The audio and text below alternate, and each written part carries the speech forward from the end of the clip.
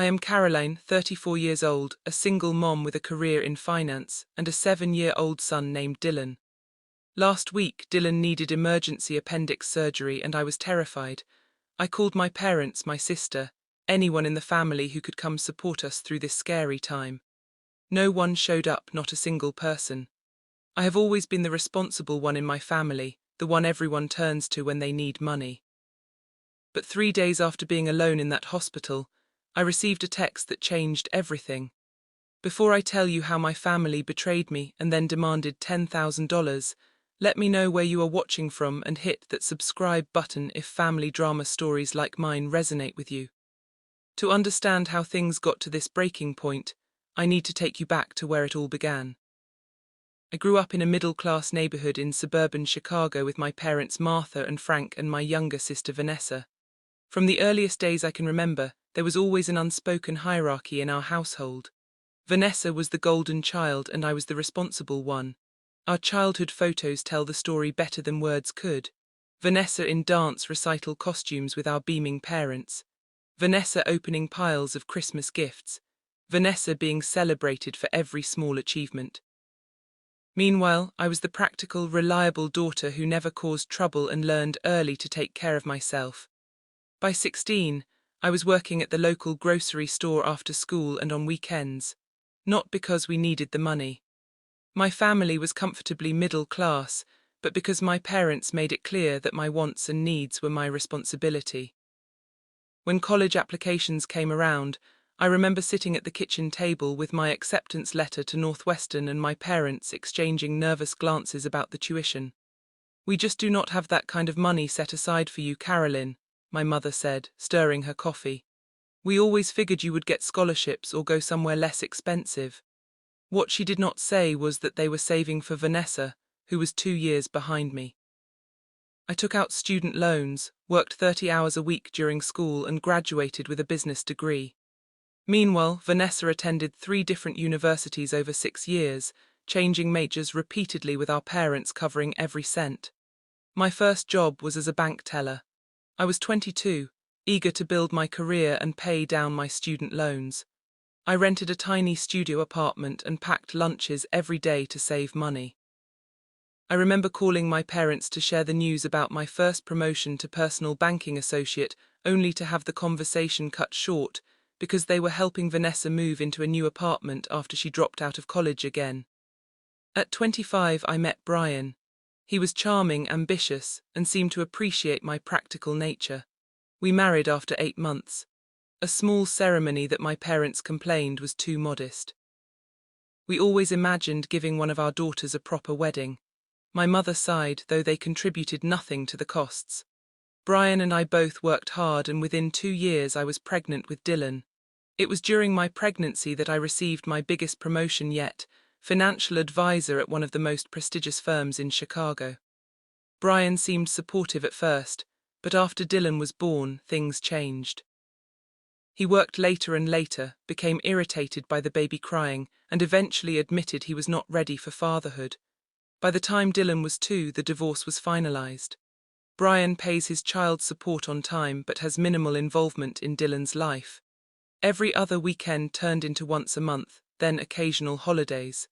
I do not badmouth him to Dylan, but the reality is that I am essentially raising our son alone. Dylan is the sweetest little boy, thoughtful, curious, and remarkably resilient despite his health issues. He was born with a minor heart murmur that requires regular checkups, and he has always been prone to respiratory infections. The medical bills have been substantial, but I have built a good career and can provide for him. What I cannot give him is an extended family that truly cares. Throughout all these years, a disturbing pattern formed with my parents and sister. They rarely called to check on us or visited unless they needed something. And increasingly, what they needed was money. First, it was my parents needing help refinancing their home after they had taken out a second mortgage to pay for Vanessa's graduate school attempt, which she abandoned after 1 semester. I helped them secure a better rate and covered the closing costs, $5,000. I had been saving for a family vacation with Dylan. Then there was Vanessa's credit card debt, $12,000 she had racked up buying clothes and taking weekend trips with friends. My parents called me in a panic, saying Vanessa was crying every night, afraid of debt collectors. I created a payment plan and covered the first 4 months of payments to get her back on track. Each time I received awesome thanks and promises that things would be different. Each time months would pass with no contact until the next crisis emerged. Meanwhile, when I mentioned Dylan's school achievements or health concerns, I received distracted responses or quickly changed subjects. Your sister is just going through a difficult time right now. My mother would say, whenever I expressed frustration at the one-sided relationship, family helps family. You are just better with money, Carolyn. It has always come easy to you. Nothing about my financial stability came easy. I worked 60-hour weeks while raising a child alone. I carefully budgeted every dollar. I sacrificed vacations and new clothes and dinners out to build security for Dylan and myself. But in my family's narrative, I was simply lucky or naturally good with money, as if my success had fallen from the sky rather than being earned through years of discipline and hard work. This was the family dynamic I had reluctantly accepted. The responsible daughter who would always be expected to rescue everyone else while receiving minimal emotional support in return. I had set some boundaries over the years, but nothing prepared me for what happened after Dylan's surgery. Last Wednesday started like any ordinary school day. I was making Dylan's lunch. Turkey sandwich with the crusts cut off apple slices and a small cookie when he came into the kitchen clutching his stomach. "Mommy, my tummy really hurts," he said, his face pale and pinched with pain. At first I thought it might be a stomach bug. There had been one going around his second grade class. I felt his forehead, no fever, and gave him some water. But within 20 minutes he was curled up on the couch crying and saying the pain was getting worse now, concentrated on his right side. Alarm bells went off in my head. Right side abdominal pain, appendicitis. I did not hesitate. I called my boss to let her know I had a family emergency, scooped up Dylan and drove straight to the emergency room. The triage nurse took one look at Dylan and immediately brought us back. Within an hour, a doctor confirmed my fears. Acute appendicitis. Dylan needed emergency surgery to remove his appendix before it ruptured. We need to operate within the next 2 hours, the surgeon, Dr. Bennett, explained. The good news is this is a common procedure, but he will need to stay in the hospital for at least 2 days afterward to monitor for infection. As they prepared to take Dylan for pre-op testing, I stepped into the hallway and called my mother. My hands were shaking so badly I could barely hold the phone. "Mom," I said when she answered. "Dylan has appendicitis. We are at Memorial Hospital. They are prepping him for emergency surgery right now. I am really scared. Can you and Dad come?" Was a pause. "Oh honey, today I have my standing hair appointment at 11:00 and your father was going to clean the gutters." I closed my eyes trying to steady my breathing. "Mom, your grandson is having emergency surgery. The hair appointment can wait." "Well, let me talk to your father and see what we can do," she said, sounding put out. "What time is the surgery?" "They said within the next 2 hours. Please hurry, we will see what we can do." "Carolyn, do not be so dramatic." Appendectomies are routine these days. I ended the call and immediately dialed Vanessa. It went to voicemail. I sent a text explaining the situation and asking her to come to the hospital if she could. Then I returned to Dylan's side, forcing a calm expression. I did not feel. The next few hours were a blur. Dylan was taken for surgery and I was directed to a waiting area. I sat alone watching other families support each other in groups of 2, 3, 4 people, husbands comforting wives, grandparents distracting siblings with games and snacks. And there I was, checking my phone every 5 minutes, hoping for some response from my family. After an hour, my mother texted, "Let us know when he is out of surgery. Your father has a backache today, so driving would be difficult." Nothing from Vanessa. A kind nurse named Janet noticed me sitting alone and brought me a cup of coffee. "Is someone coming to sit with you, Han?" she asked. I shook my head, not trusting myself to speak without crying. "Well, I will check on you when I can," she promised, patting my shoulder. "The surgical team for appendectomies is excellent here. Your little boy is in good hands." 2 hours later, Dr. Bennett found me in the waiting room. "The surgery went perfectly," he said with a reassuring smile. "We caught it before it ruptured. Dylan is in recovery now and you can see him in about 20 minutes. The relief was overwhelming. I thanked him profusely, then immediately texted my parents and Vanessa with the good news. My mother responded with a thumbs up emoji. My father sent great news. Tell the little guy we love him. Vanessa finally responded an hour later. Glad he is okay. Not one of them asked if I needed anything or if they could visit. Dylan was groggy when I first saw him in recovery. His small body looked so vulnerable in the hospital bed, connected to an IV and monitoring equipment, when his eyes fluttered open and he weakly said, "Mommy, I nearly broke down." "I am right here, sweetheart," I assured him, holding his hand. "The doctor fixed your tummy, you were so brave." He looked around the room. "Is Grandma here or Grandpa?" I swallowed hard. "Not right now, buddy. They sent their love, though. They are so proud of how brave you have been. Will they come tomorrow?" he asked before drifting back to sleep. "Maybe," I said, though I already knew the answer. The next 2 days were exhausting. I slept in a recliner next to Dylan's bed, waking whenever he did. I worked remotely on my laptop during his naps, trying to keep up with my most urgent client matters. The hospital Wi-Fi was spotty, and I had to step into the hallway for client calls, constantly worrying about being away from Dylan, even for 15 minutes. I sent regular updates to my family with photos of Dylan's recovery. The responses grew briefer. My mother asked if I would be able to join them for Sunday dinner that weekend. Vanessa sent a meme about hospitals. My father did not respond at all. No one visited. No flowers arrived. No offers to bring food or sit with Dylan so I could shower or get fresh air.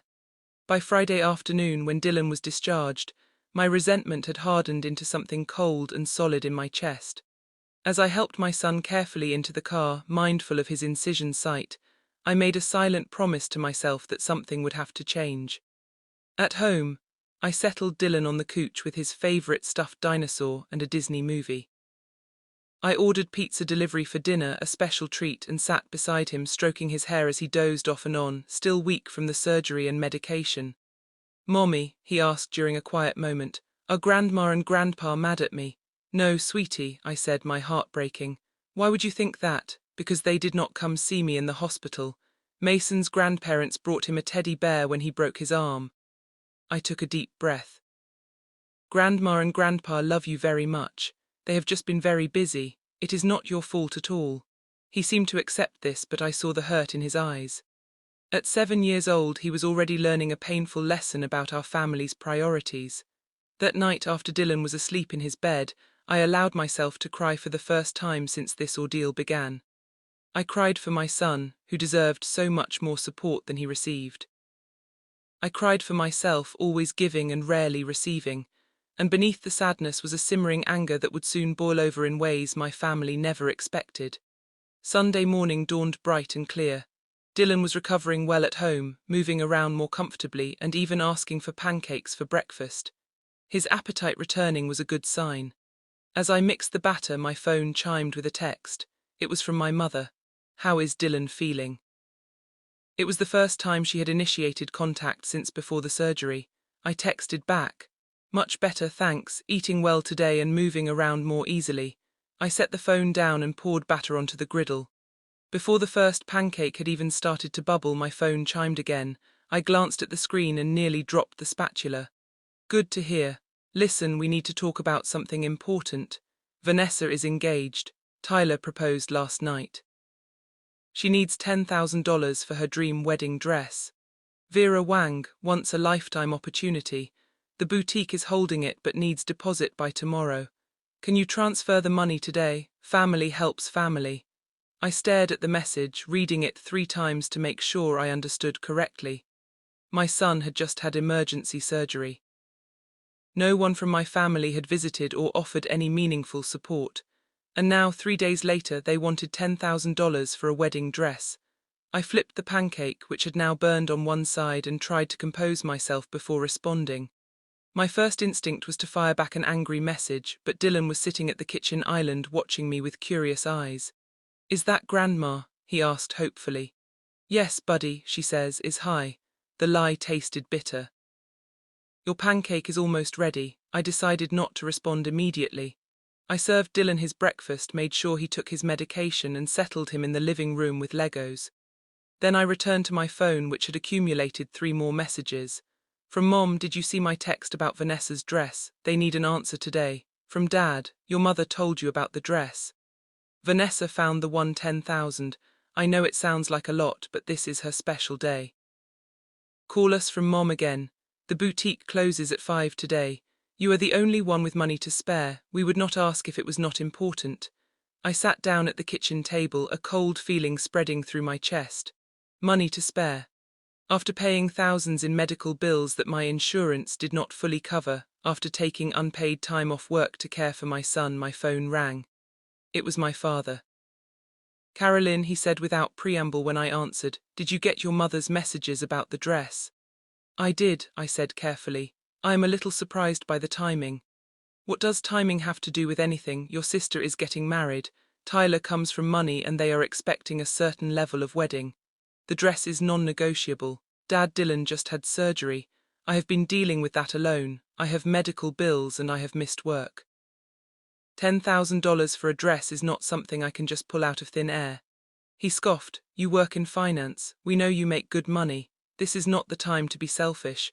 Vanessa never asks you for anything. I nearly choked at that blatant lie. Dad, she has never once called to check on Dylan. Not once during his hospital stay. Did she even tell you he had surgery? We have all been busy. Tyler's parents are planning an engagement party and there has been a lot to coordinate. This dress is a limited opportunity. Vanessa tried it on yesterday and it is perfect. She deserves this. The conversation continued in this vein for several minutes. My father dismissed every concern I raised, repeatedly emphasizing family obligation and Vanessa's once-in-a-lifetime event. After hanging up, I received a call from my mother, then another text. This one with photos attached of Vanessa in what I assumed was the dress in question. A massive ball gown with intricate beating and a cathedral train. It looked like something from a Disney movie, impractical and ostentatious. Then came the text that broke me. Thanks in advance, sis. You are the best. Cannot wait for you to see me walk down the aisle in this. Tyler's family is so impressed with it. I need your banking details to give to the boutique for the deposit. Love you. Not a single word about Dylan. Not even a pretense of concern for her nephew who had just undergone emergency surgery.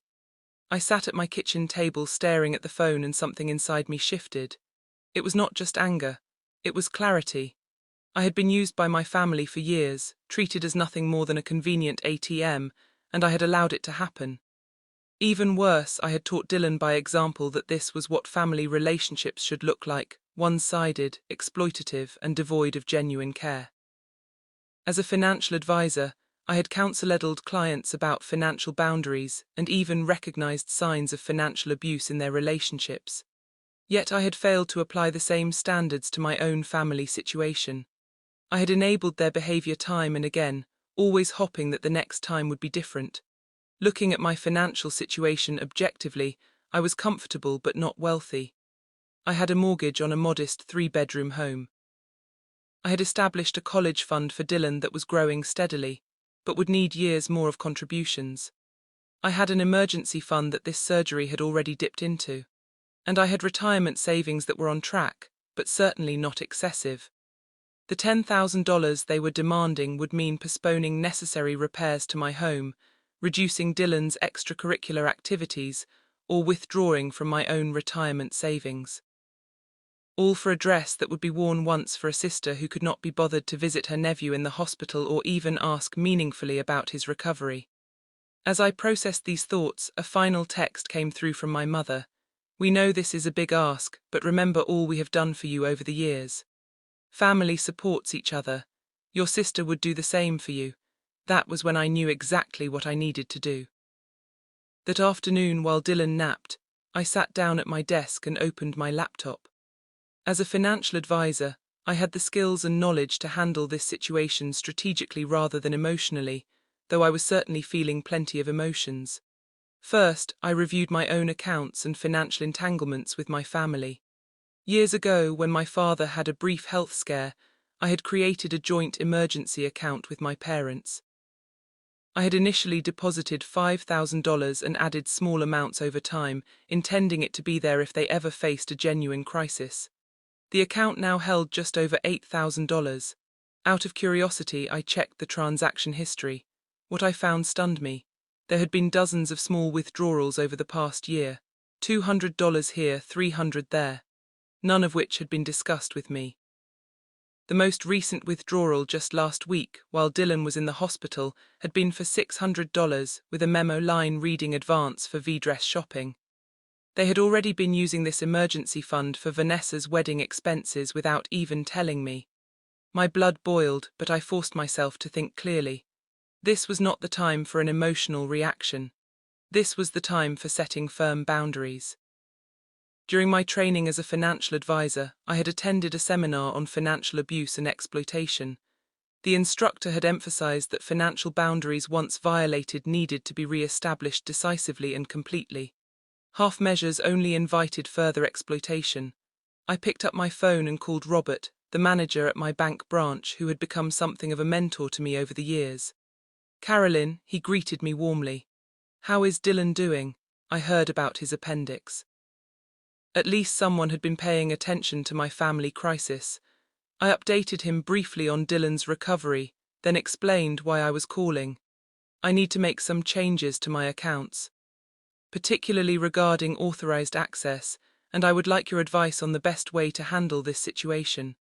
I laid out the basics, the joint emergency account, the unauthorized withdrawals, and the current demand for $10,000. Robert listened without interrupting. "Unfortunately, this type of family financial entanglement is more common than you might think," he said when I finished. "The good news is we can take steps immediately to protect your assets." With Robert's guidance, I spent the next hour creating a comprehensive plan. First, I would freeze the joint emergency account so no further withdrawals could be made without my in-person authorization. Second, I would establish a new separate college fund for Dylan with ironclad protections that would make it impossible for anyone but him to access the money, and only for educational purposes.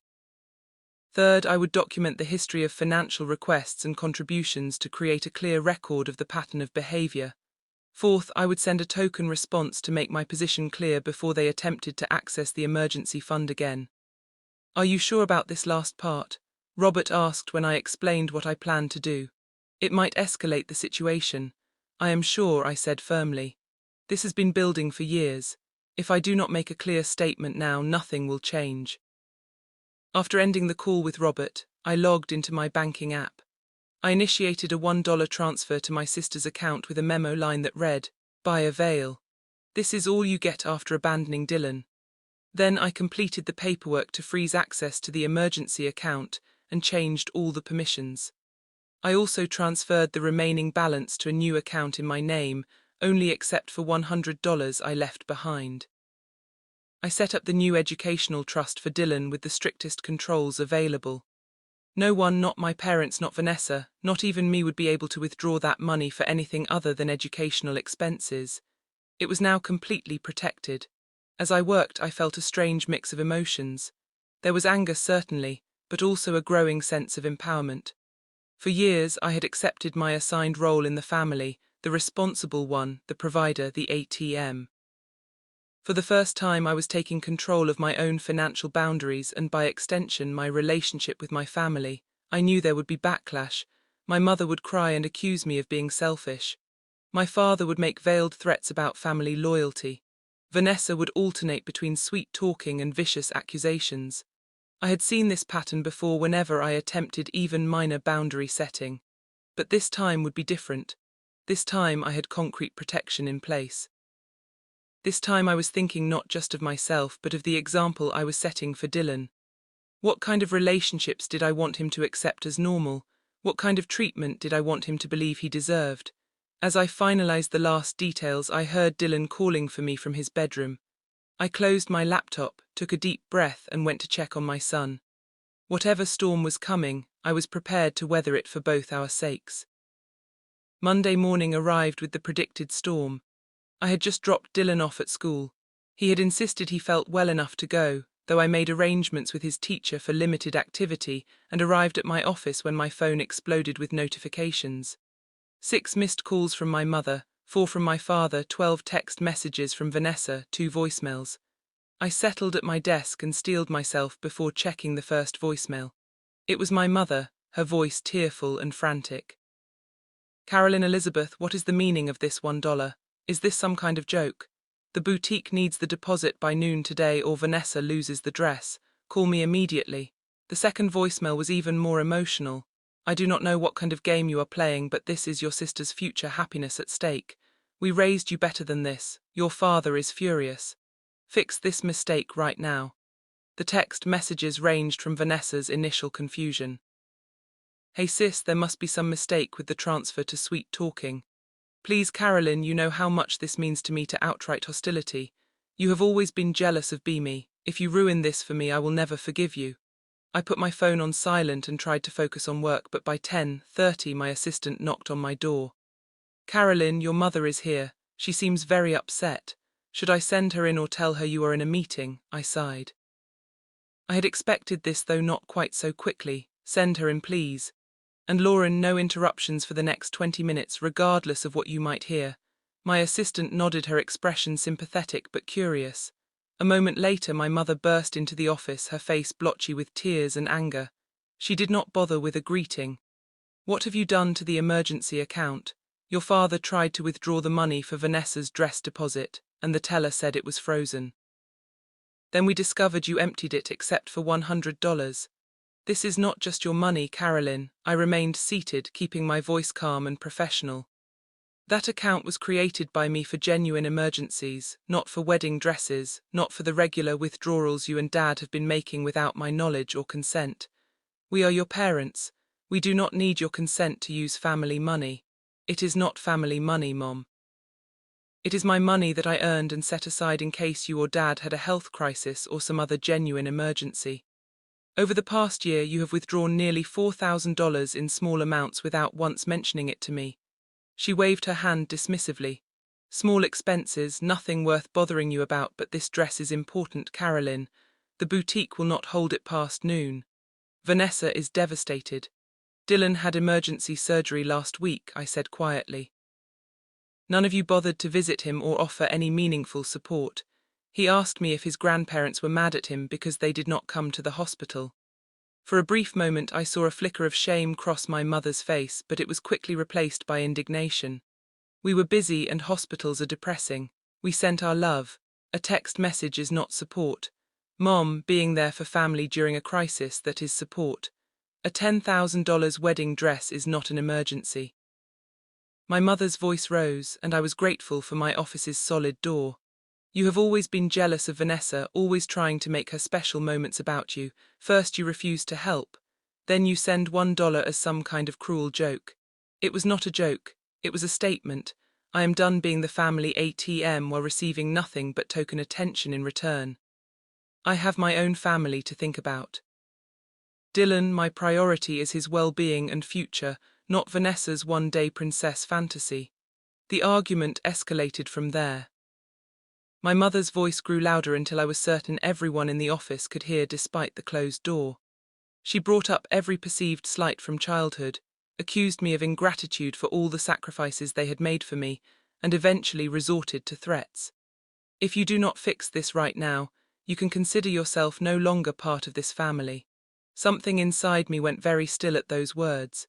Is that really how you measure family, Mom, by financial transactions? Because if withdrawing financial support means I am not family, then what does it mean that none of you provided emotional support when Dylan was in surgery? Were you already not acting like family then? She had no answer for that. Instead, she grabbed her purse and stood up. This is not over. Your father will be calling you. You have until noon to make this right. As she stormed toward the door, she turned back with a final shot. And do not bother coming to Sunday dinner anymore if this is how you treat family. After she left, I sat at my desk, shaking slightly but feeling strangely calm. I had expected anger, but the reality of facing it was still jarring. My assistant poked her head in a few minutes later. Everything okay? I think the entire floor heard parts of that. I gave her a weak smile. Family drama, nothing to worry about. But by lunchtime, things had escalated further. My father called 4 more times. I sent each to voicemail. Vanessa's texts became increasingly frantic and then abusive. I muted the conversation.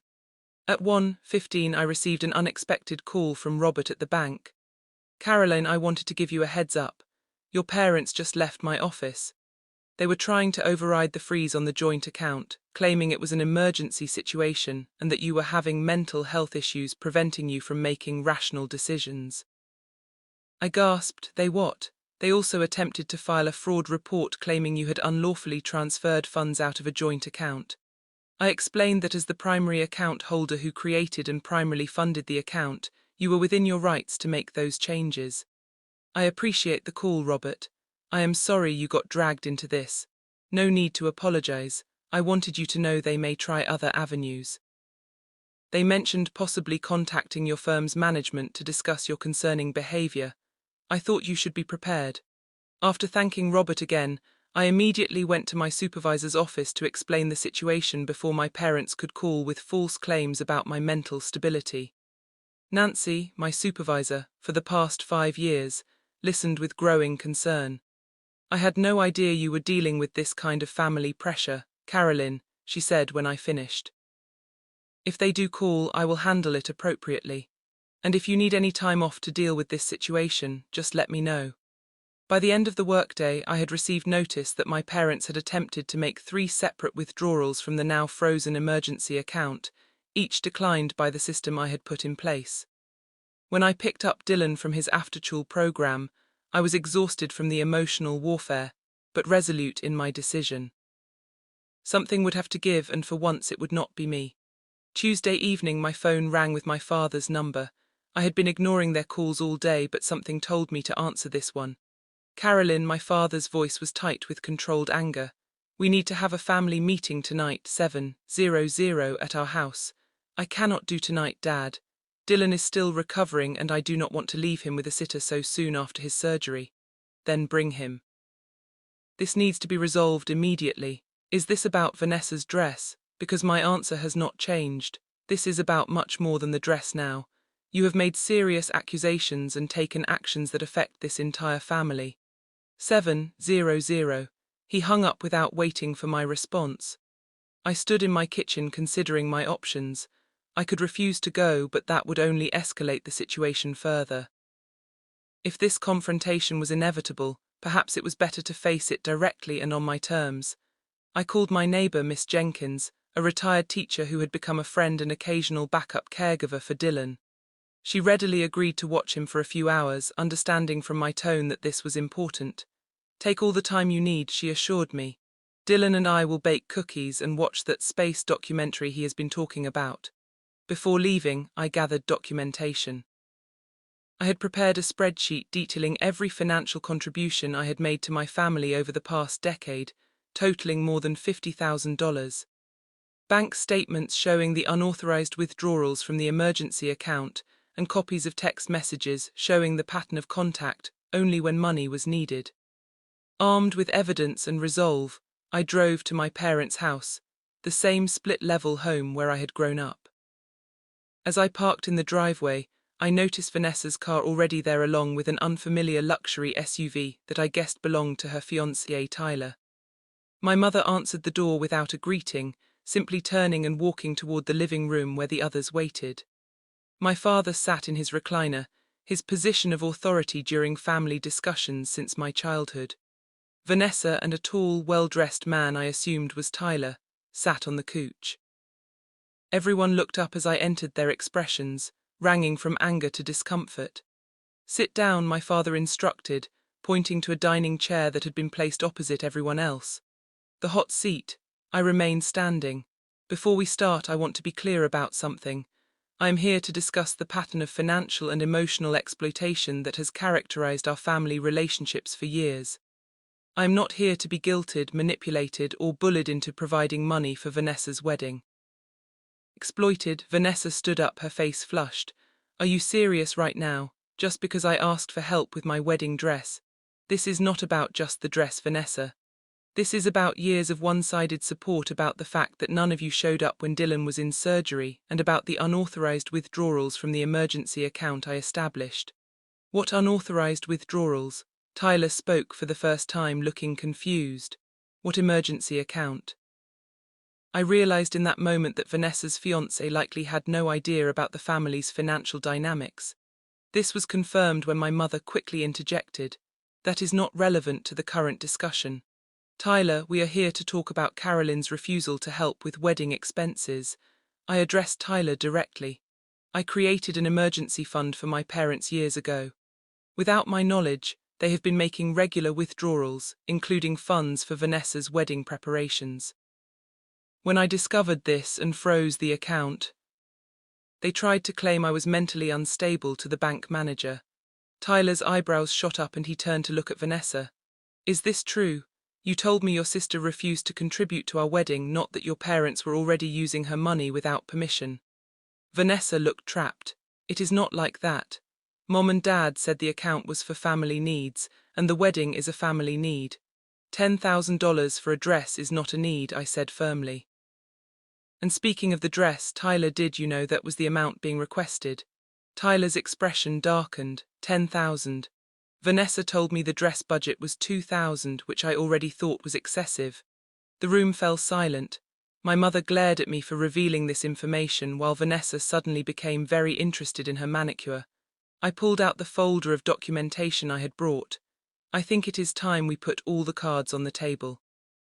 This is a record of every financial contribution I have made to this family over the past 10 years. I handed copies to each person in the room and continued speaking as they looked at the spreadsheet. $53,820. That includes helping with the refinance of this house, paying off Vanessa's credit card debt twice, covering Dad's medical bills when he had pneumonia, and dozens of smaller loans that were never repaid. What it does not include is any record of emotional support flowing in the other direction. The room remained silent as they absorbed the information. Tyler looked increasingly uncomfortable, darting glances at Vanessa and my parents. Last week my 7-year-old son had emergency surgery. I called each of you asking for support, not money, just your presence. None of you showed up. Not once during his 3-day hospital stay. Dylan asked me if his grandparents were mad at him because they did not visit. My mother had the grace to look ashamed, but my father maintained his defensive posture. We explained why we could not come. You are making this into something it is not. Am I? Because 3 days after you could not be bothered to visit your grandson in the hospital, you demanded $10,000 for a wedding dress. How exactly should I interpret those priorities? I turned to Tyler again. Did you know about Dylan's surgery? He shook his head slowly. No, I had no idea. Vanessa shot me a venomous look. Stop trying to make Tyler think badly of us. This is just your jealousy talking. You have always resented that Mom and Dad love me more. The room went deadly quiet at her outburst. The truth that had always been understood but never spoken aloud hung in the air between us. My father cleared his throat uncomfortably. Vanessa, that is not true. We love both our daughters equally, but the damage was done. Tyler was now looking at his fiancée with new eyes, and my mother could not meet my gaze. I took a deep breath and delivered the speech I had been preparing since Sunday. Family means showing up for each other. It means celebrating successes and providing support during crisis. It means care flows in both directions, not just one way. For years I have been the one expected to give financially, emotionally, practically, while receiving token acknowledgement in return. That ends today. I am not cutting contact with this family. I am not saying I will never help in a genuine emergency, but I am establishing firm boundaries.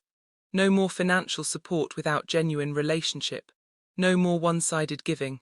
No more treating me like a convenient ATM while ignoring my son. I looked each of them in the eye before continuing. The money I have saved is for Dylan's future and our security. It is not available for designer wedding dresses or any other non-essential expenses. The emergency account will remain frozen until we have rebuilt trust, which will take time and effort on all parts. If you want a relationship with me and with Dylan, you are welcome to it, but it must be based on mutual care and respect, not financial transactions. The choice is yours. I stood up, gathering my purse and the folder of documentation. No one spoke as I walked toward the door. Just as I reached it, Tyler's voice stopped me. Carolyn, I want to apologize. I had no idea about any of this, especially about your son's surgery. For what it is worth, I think you are absolutely right about family priorities. I nodded my thanks to him, noting Vanessa's shocked expression, and left without another word. As I drove home, I felt lighter than I had in years. As if a burden I had carried so long I had forgotten it was there had finally been lifted from my shoulders. 2 months have passed since that showdown in my parents' living room, and much has changed. Dylan has fully recovered from his surgery back to his energetic self, riding his bike and building elaborate Lego structures across his bedroom floor. The physical healing was straightforward. The emotional landscape has been more complicated. For the first 3 weeks after the confrontation, there was complete silence from my family. No calls, no texts, not even the usual social media interactions. I used that time to focus on Dylan and myself, establishing new routines and priorities, free from the constant background anxiety of anticipating the next financial request. I started seeing a therapist, Dr. Morgan, who specializes in family dynamics and boundary setting. Our weekly sessions have helped me recognize patterns I had normalized for so long, the subtle manipulation techniques, the emotional withholding, the implied obligations that were never reciprocated. What you are describing is a classic family system with rigid roles, Dr. Morgan explained during an early session. You were assigned the role of provider and fixer, while your sister was given the role of being taken care of. Breaking out of these roles threatens the entire system, which is why the backlash was so severe. With her guidance, I have been working on maintaining my boundaries while processing the grief of losing the family relationship I had always hoped for but never truly had. It has not been easy, but it has been necessary. The financial freedom has been unexpectedly liberating. Without the constant drain of family emergencies, I have been able to plan a summer vacation for Dylan and me. Our first real vacation that was not just visiting relatives. We are going to spend a week at a beach resort with swimming pools and kids' activities. Dylan talks about it constantly, his excitement, a daily reminder that I made the right decision. I also started the home renovation project I had been postponing for years. Nothing extravagant, just updating our worn kitchen cabinets and replacing the stained carpet in the living room with hardwood floors. Creating a home that feels truly ours, not just a place we inhabit between work and school. The first crack in the family silence came 6 weeks after our confrontation. A letter arrived, not an email or text, but an actual handwritten letter from Vanessa. I sat on my back porch with a cup of tea, steeling myself before opening it. Dear Carolyn, it began, Tyler and I have postponed our wedding. After our family meeting, he had a lot of questions about our financial situation and expectations. We have been having long talks about priorities and values that have not always been comfortable. She went on to acknowledge, albeit somewhat grudgingly, that she had been oblivious to Dylan's surgery and health challenges. I realize I have not been the kind of aunt I should have been, she wrote. I cannot change the past, but I am trying to think more about how my choices affect others. It was not exactly a profound apology, but coming from Vanessa, it was significant. She closed by saying she was not asking for anything, just opening a door to possibly rebuild some kind of relationship in the future. I wrote back a brief, polite note, thanking her for the letter and expressing hope that her conversations with Tyler would lead to a stronger foundation for their marriage. I did not rush to forgive or pretend everything was resolved, but I did leave the door open a crack. A week after that exchange, a birthday card arrived for Dylan from my parents. Inside was a gift certificate to a local toy store and a note saying they would like to take him out for ice cream sometime if that would be okay with me. No demands, no guilt trips, just a small olive branch. I showed it to Dylan, who was excited about both the gift card and the ice cream offer. I see Grandma and Grandpa, he asked, his eyes hopeful. We will see, I told him. Maybe we can meet them for ice cream next weekend, just for a little while. I am proceeding cautiously with these tentative reconnections. Dr. Morgan has helped me develop a framework for limited controlled interactions that allow me to test whether real change is possible without exposing myself or Dylan to further harm. Meanwhile, I have been building a different kind of support system. My work friends have become more like real friends since I shared some of what I was going through. 2 colleagues and I now have a standing monthly dinner date where we take turns watching each other's children. Miss Jenkins from next door has become something of a surrogate grandmother to Dylan. She takes him gardening in her backyard and has been teaching him to bake. He proudly brought home chocolate chip cookies last week that they had made together, saving the biggest one for me. Dylan himself has shown remarkable resilience through all of this. Children are perceptive. He knew something was wrong with our family dynamics long before I explicitly addressed it. Recently, as I was tucking him in, he asked a question that caught me off guard. "Mommy, is it okay not to give someone something even if they really want it?" I sat on the edge of his bed considering how to respond. "Yes, buddy. It is okay to say no, even to people you care about, if what they are asking for is not right for you to give. Why do you ask? Joey at school wanted me to give him my new action figure. And he said, best friends always share everything, but I did not want to give it to him because it was special to me. Was that okay?" I hugged him close. That was absolutely okay. Real friendship is not about taking things from each other. It is about respecting each other and caring about each other's feelings. He nodded seriously. That is what I thought. I told Joey we could play with it together at recess, but it would stay my toy. He got mad at first, but then he was okay. In that moment, I realized my son was already learning the lesson it had taken me 34 years to grasp. Healthy relationships require boundaries, and love without respect is not really love at all. The journey ahead will not be easy. Family patterns do not change overnight, and there may be more confrontations and difficult conversations to come. But for the first time in my adult life, I feel free to define my own worth outside of my utility to others. I am building a life based on genuine connection rather than obligation, and showing Dylan what healthy relationships really look like. The money I once might have sent for Vanessa's wedding dress is now in Dylan's college fund. The emotional energy I once spent managing my family's crisis is now invested in building a joyful life with my son and nurturing friendships that flow both ways. Sometimes the most profound act of love is not giving people what they ask for, but showing them where the boundaries must stand. Money cannot buy family loyalty, but protecting your peace is truly priceless. I would love to hear your thoughts on this situation. Have you ever had to set difficult boundaries with family members who were taking advantage of you? How did you handle it? Let me know in the comments below. And if this story resonated with you, please like and subscribe to hear more stories about finding strength in difficult family situations. Share this with someone who might need to hear that it is okay to prioritize their own well-being. Thank you for listening to my story. And remember, you deserve relationships that add to your life, not drain it. Music.